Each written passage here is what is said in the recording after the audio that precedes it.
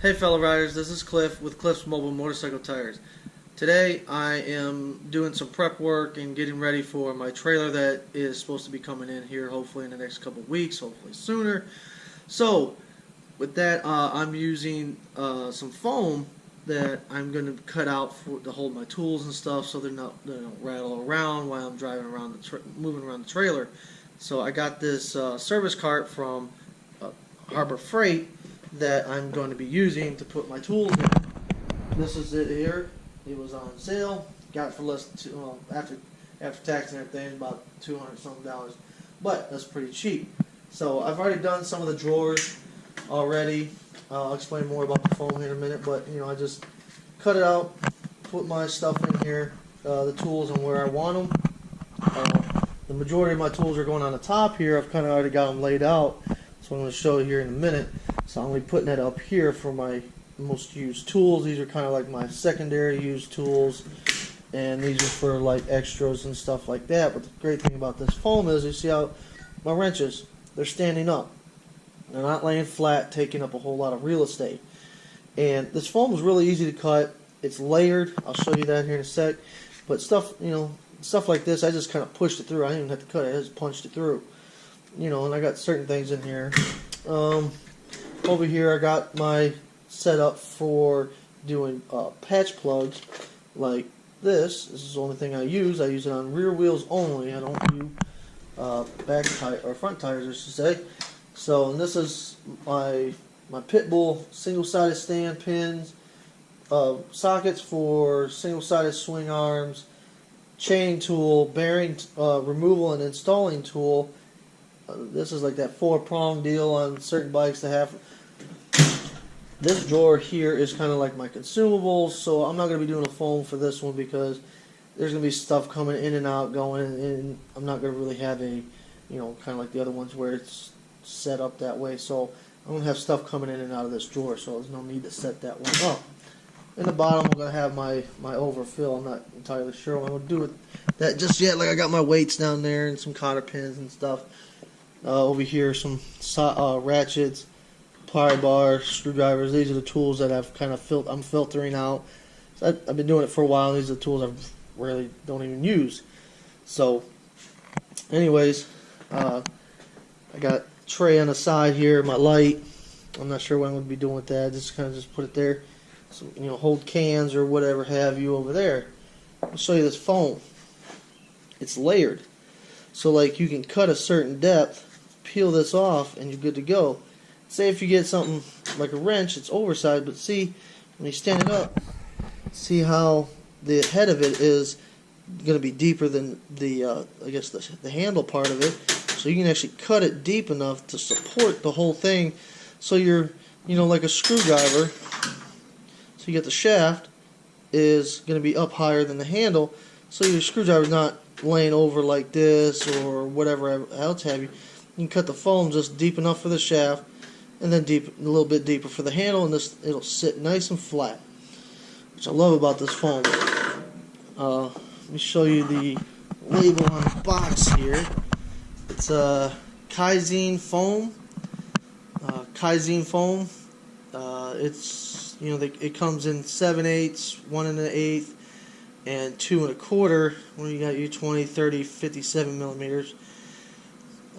So I'm going to come over here,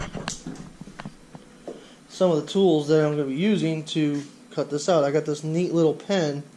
It's got a real small shaft on it so that you can get up real close to what you're drawing, and then nice utility blade. And what you do is you can use this thing to help set how deep you want to go. It works great. A straight edge, I like clean cuts. I try to do this as clean as possible. But I'm going to show you how I'm going to do a couple of these, and then, and go into and then just knock it out and show you the after for that. But just my sockets are going to be over here. Torque wrench, electric ratchet, some hammers. These are going to be all stand up like you saw in the drawer over there. Belt tensioning tool, and these are going to be stand up. And when I do it, See how it's angled down like this? But I'm going to cut the handle part deeper, so this is going to be sitting nice and flat like that. Same thing with these ones. These ones are kind of flat, but I'm going to cut it not as deep up there, and this will fit nice and flat there as well. And this one will be stand up like just like so on this end. So let me show you how. What I'm going to do is, let's do something. Do this. Now, what you kind of want to do is, I took this straight edge, kind of made these sockets and everything. I usually say about, let's say, not a half inch, about a half inch or so from the edge, because you want to give it some buffer. But take this pen, draw around the socket here. Nice black line. Go like this. Move it out the way. That might be a little close, but should be alright. So,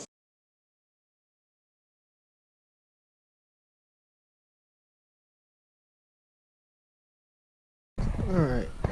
So this is what I got. You can kind of see some of the lines and stuff like that. There I got going. All my sockets there, my spools. Now what I did with like the socket rails here, I just drew this in, and then down here kind of line. And I'm going to take my straight edge and just cut the straight edge. I try to use that straight edge as much as possible to, make it a little easier. So, alright, back up here and get going at it.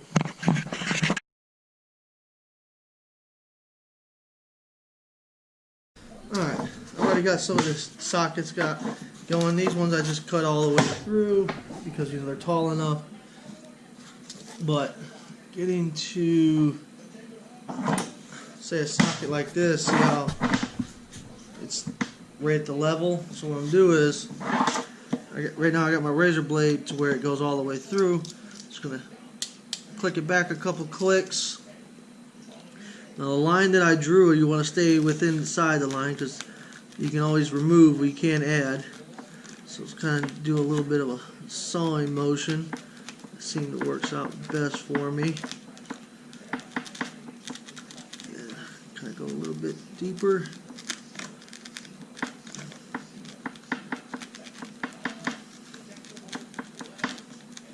Alright. And you just kind of go down in the hole as deep as you can to your cut, pluck it out. You can see there's still a little bit of black right there. And when I put my socket in there, it protrudes just enough to where I can pull it out when I need it. One more. Now this socket is just as deep. So I'm just going to do the same thing.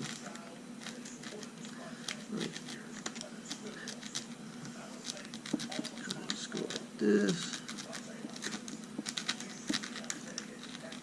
Kind of go around, do a clean pass.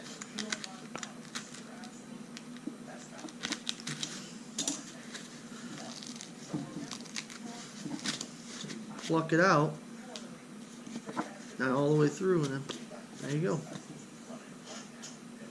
Then the next one, I'll do one more. It's my adapter.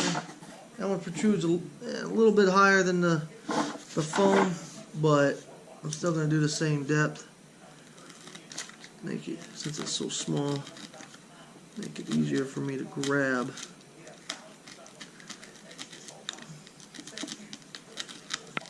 Go like this.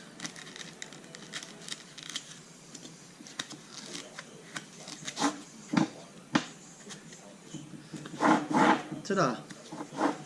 You're just going to rinse and repeat throughout the whole thing, and then I'll come back with a finished product and everything and go from there, okay? So another thing I like to do to help gauge the depth is, see how deep you're going, just take the blade, just want it to stick out that far. I usually go one click back, and then with this kind of blade here, and then cut it out.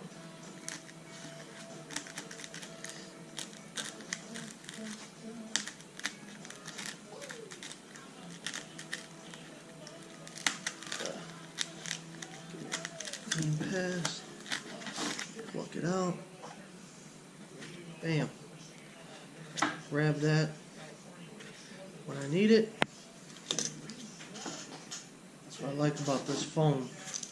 It's good stuff. I'm all done with cutting it out, so now this is what it looks like. I've got my sockets over here, my spools, socket rails, torque wrench, and so forth and so on. And everything's in here nice and neat. I might do some touching up as it goes, once I get it in the trailer and see if anything starts moving around and whatnot. Might cut them a little deeper, like this torque wrench. I might have to cut just a little bit deeper, maybe with this ratchet. But other than that, this stuff's in here pretty good. I like it. This way, when I'm ready to start changing the tires, stuff is where I put it last. And, so. But this is, I like this stuff.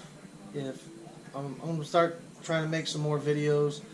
I know my channel, this is pretty new, so I'm gonna try to bring you guys along to show you how I set my trailer up once I get it. Show you the trailer, how I set it up, stuff like that. And then future videos will be me showing you how to remove the wheels off of certain bikes, because I know there's not a lot of videos out there on certain bikes, and those people don't seem to go into.